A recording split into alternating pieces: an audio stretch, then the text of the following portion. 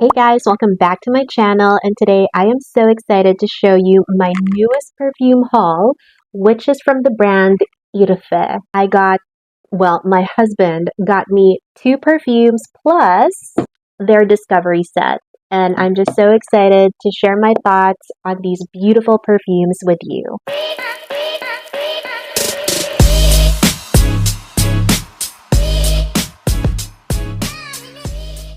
If you've never heard of Irfe before, I don't blame you. They're not necessarily a mainstream couture brand just yet, but they have been around for a while. In fact, they have a royal connection with the last reigning royal family of Russia, the Romanovs. In the 1920s, a Russian prince by the name of Felix Yusupov and his wife, the Tsar's niece Irina, fled to Paris during the Russian Revolution. It's also important to know that Felix was involved in the whole Rasputin affair. If you guys don't know who Rasputin is, go Google it or go watch the animated classic Anastasia. It's not an accurate portrayal of what exactly happened with the Grand Duchess Anastasia or Rasputin or the entire Romanov family, but it's a good place to start to get that interest going. So anyway, Felix and Irina fled to Paris during the Russian Revolution. While they were there, they started a company called Irfe. Irina, Felix, and you've got Irfe. They mainly focused on couture. They had a lot of classy, aristocratic, wealthy clients, but I believe they also released a perfume line. Now, Felix died sometime in the 1960s. I don't recall when Irina died, but for many decades, Irfe basically ceased to exist. In the early 2000s, the supermodel Olga Sorokina revived the brand. I believe they had their main office in Paris, but they also had a big store in Moscow. They were featured in Vogue, they did fashion shows in Paris, but they weren't releasing any beauty products like fragrances or anything just yet. They were mainly focused on couture clothing. Now, over the years, I haven't really kept up with the brand. Recently, they decided to celebrate the 100-year anniversary of the company, and they released fragrances. The price tag of these fragrances reflect their royal background. It's $285 for a 1.7 fluid ounce bottle of perfume. Some of you may think that's cheap, but I had never paid $200 plus for a bottle of perfume before, so this is like new territory for me. Okay, so before we get to the full-size bottle, I just want to show you the discovery set. It comes in this small box, and I believe this is priced at $85 on the Irfe website. So the discovery set comes with 5 3 ml bottles. This is how it looks up close. You get your fragrances right here, and at the back of the cover, you get all the notes for each fragrance. Now, according to the discovery set, Irfe was established in 1924 in Paris. This is in celebration of its 100th year anniversary. Maison Irfe introduces its new fragrance collection, 5 unforgettable scents inspired by formidable heroines. So I guess each scent was inspired by a particular woman. For example, Smoldering Pepper, which I have a full-size bottle of, is inspired by Seductress. And Patchouli Forever Worn, I believe, is inspired by a woman who has a get out of the routine personality. But anyway, you get the idea. So Maison Irfe has 5 fragrances. So we have Centifolia Rose, which is a heavy rose scent. Saffron Leather, which I believe is their most unisex scent out of all the fragrances. Smoldering Pepper, Marshmallow Musk, and Patchouli Forever Worn. I have worn Smoldering Pepper and Marshmallow Musk a bit. Marshmallow Musk especially. I really love that perfume. I have tried a few of these. Now, I will say that when I first got this discovery set, the bottles weren't completely full. I mean, obviously, I've now used them up, but but they weren't like full to the brim, if that makes sense. So I don't know what that's about, but it's $85. It's not really that expensive. Some discovery sets cost a lot more. Let's start with Patchouli Forever. This is the tester for Patchouli Forever. Yes, I've been testing it. I just wanted to get a really good idea of how it will smell on me and how it will perform. And even though some of my tester bottles look like they've been used up, I don't feel that I've really used them enough to get a really good idea of just how well they perform. Okay, so let's refer to this box for the notes. Patchouli Forever Born, the top notes are honey, tobacco, and Devana. The middle notes are lavender, clearwood, and amber, and the base notes are patchouli heart, sandalwood, and cedarwood. So one thing that I noticed about Patchouli Forever is that it seems like it almost looks like it's oil-based, or there's a bit of oil in this. Let me just Google. I feel like I read somewhere that Patchouli Forever Worn was actually meant to be sprayed on the skin instead of your clothes. So I just checked the Neiman Marcus website, and it does say there that this has an opulent, oily texture, and it is meant to be worn on your skin. So that's how it looks. Let's test it. I'm shaking it. I don't know if I'm supposed to, but that's what I do with my Bella Hadid perfumes. I shake them to activate the scent. Not exactly sure if that's what I'm supposed to do with this, but whatever.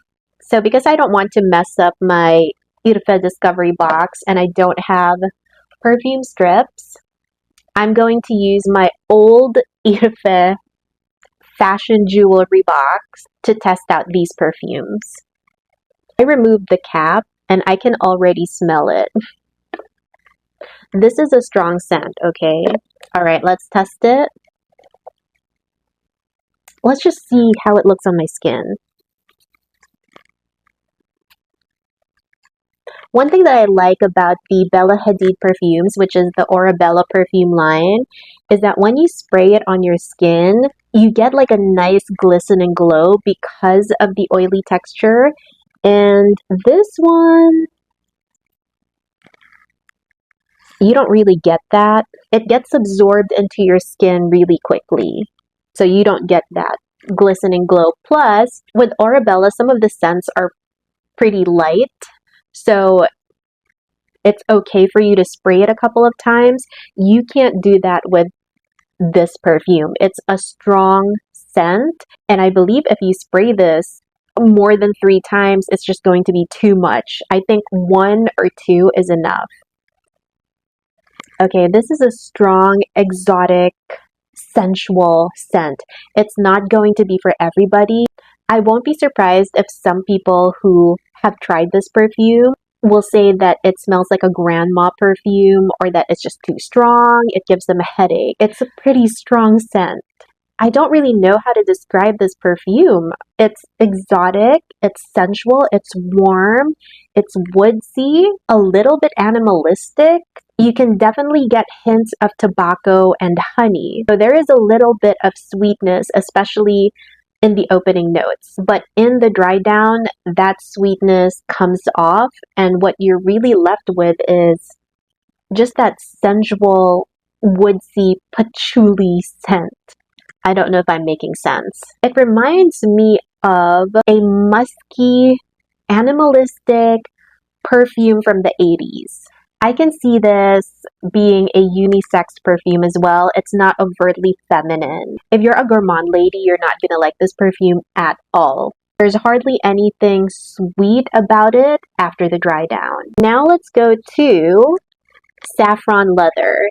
And this comes in a black bottle. So this is the tester for Saffron Leather.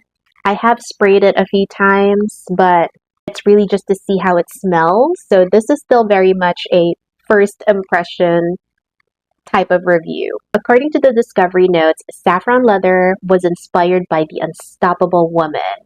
And the top notes are bergamot, cinnamon, petitgrain, and cassis.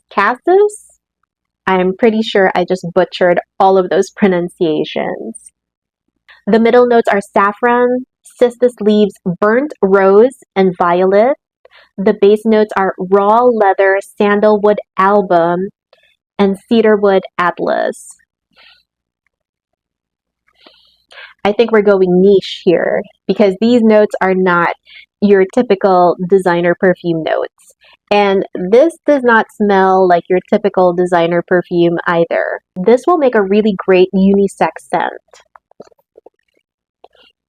It looks so weird that I'm like smelling a box, but I just love this scent. The cinnamon is still there even in the dry down, so you still get that hint of sweetness even though the rest of the perfume smells quite masculine.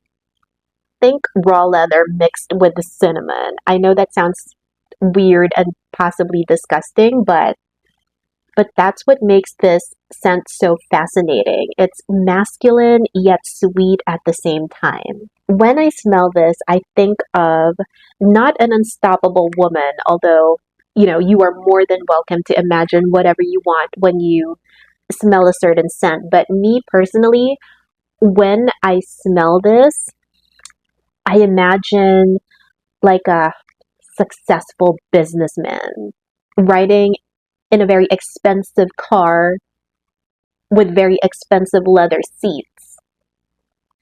And he just closed the deal, so he's celebrating by drinking his favorite vanilla bourbon.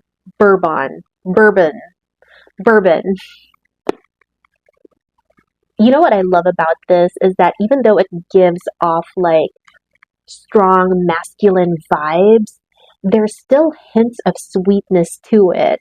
And so even though in my mind I am thinking of a successful businessman, I can definitely see an equally strong, successful businesswoman wearing this perfume. And while I am just a humble housewife, I may actually purchase the full-size bottle of this. The dry down smells really good.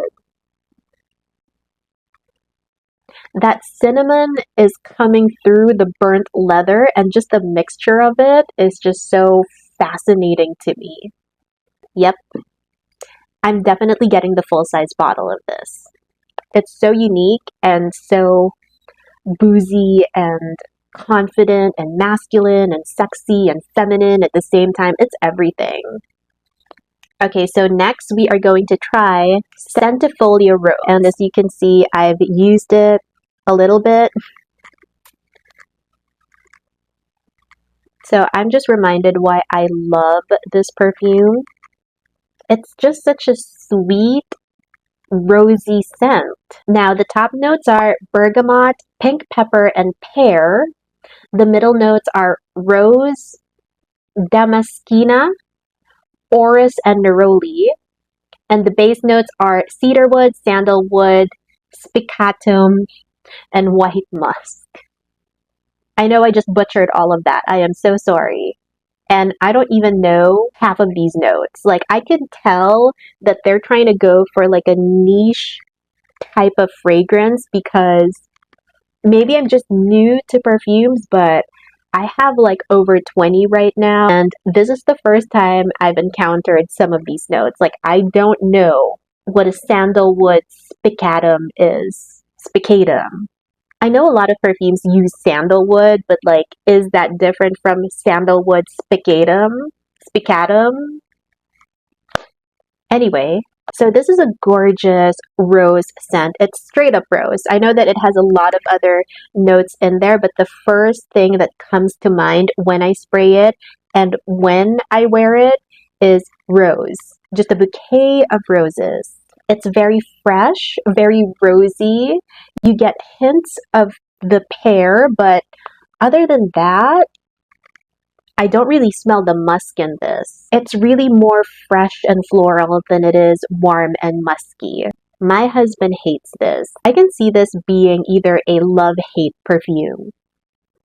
Okay, so I have two left. I have the Marshmallow Musk and the Smoldering Pepper, but I do have the full-size bottles of those two scents, so I'm going to bring those out right now.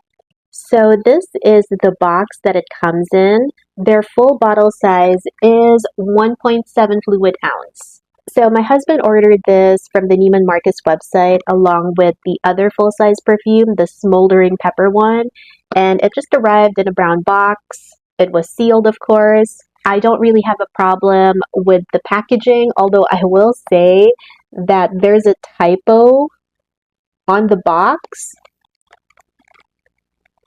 So it says 1,7 instead of 1.7. I mean, this is a $285 perfume. You add taxes and shipping, it's going to be over $300 per perfume. I'm pretty sure mine is full of fingerprints right now. So let me just clean it. If it's silver and metallic, you're going to get fingerprints all over it. This is a heavy bottle. You can tell that it is made of quality materials. Even the cap feels heavy. Like, I never thought in my life that I would care how a perfume bottle's cap feels like, but this screams quality to me. So I've worn this perfume a number of times now. I can confidently tell you how it performed for me. But first, let me read you the notes. So Marshmallow Musk has top notes of Earl Grey tea, magnolia petals, and lavender petals. The middle notes are fresh jasmine, marshmallow cotton, and iris nectar. The base notes are fluffy woods, airy vanilla, and powdery musk. So this has been described as a gourmand musk, and it's true. I will say that if you are looking for an elevated version of Ariana Grande's delicious marshmallowy perfumes, or even Sabrina Carpenter's sweet tooth perfumes, you may be disappointed in this. It's not mouth-wateringly sweet. It doesn't remind me of a delicious vanilla cake with marshmallows on top. It's a mature, sensual, musky perfume with hints of vanilla and marshmallows. In fact, I remember when I first tested this out because, my husband just bought it off of Neiman Marcus. I had never tried it out before. I actually felt disappointed because it didn't give me the sweetness that I was looking for in a gourmand scent. This is more sensual and musky than it is sweet and light and airy. So if you're looking for a warm, sensual scent with hints of sweetness, you may like this perfume. Don't get me wrong, this is a very sexy scent. I do see a more mature woman wearing this. What I like to do most with this perfume is wear it before bedtime. So I spray it once on my hair and then I just lay down and sleep.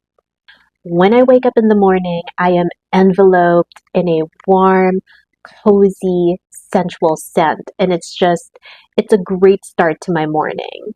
I will say that this is the only perfume I've worn that has gotten me compliments. I literally wore this to a doctor's appointment, and I kid you not, when I walked down the hall, there were two nurses that popped out and stopped me. They stopped me to ask what perfume I was wearing.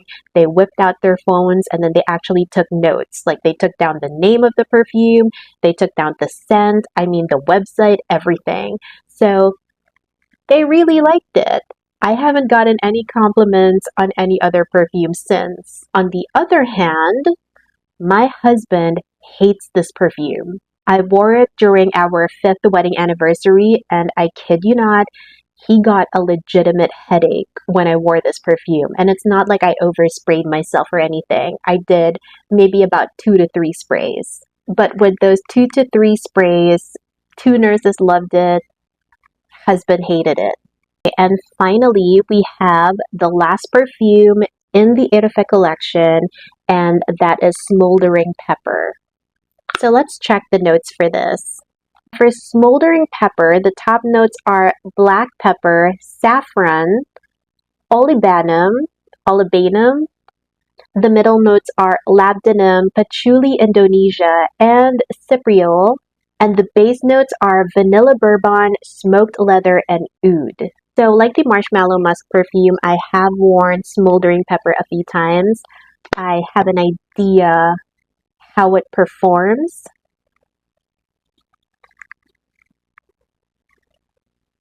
I just sprayed it on this piece of cloth just to remind me how it smells like. Okay, so the first time you spray smoldering pepper, you definitely get that strong, spicy, peppery scent with a mixture of sweetness. This is a pretty strong scent. I'm looking at the notes to figure out where that sweetness comes from, and I believe it's from the vanilla bourbon. I can't pronounce words. I love this scent. It's spicy, it's sweet, it's sensual, it's warm. If you're the type of person that hates spicy, peppery scents, you're not gonna like this. I mean, smoldering pepper, the scent is true to its name. It's a hot and spicy scent with a hint of sweetness. That's the best that I can describe this. You do get hints of all the notes that's listed here. It's hot, it's spicy, it's sweet, it's masculine, it's feminine, all at the same time. It's exotic. The longer this stays on your skin, the more of that boozy vanilla comes out. So you do get a little bit more sweetness. And that's why I love this perfume. I love warm gourmand scents, and I'm not saying that, you know, this is gourmand, but it does give hints of vanilla, and it's warm and sensual at the same time. I don't see this as something that you wear every day. I don't even see the Marshmallow Musk as something you wear every day. In fact, I don't know if any of these scents are for everyday wear because they are quite strong. Maybe the rose fragrance can be an everyday wear, but you know, that gave my husband a headache. I feel like these scents are more for special occasions. Oh, I do love smoldering pepper. I can smell that vanilla coming out. And you know, it's warm and spicy. So if you're not into that, you're not gonna like this. That is it for my Maison Irfe review. I don't know if I was able to describe the scents well. I mean, these are challenging notes, okay? I don't even know half of them. And I have over 20 perfumes now. I'm also not a perfume expert, so these definitely remind me of niche fragrances. They're not mass appealing scents that will please everybody. I feel like they're very unique and different. So let me know what you guys think. If you want me to test out any other perfumes, just leave a comment below.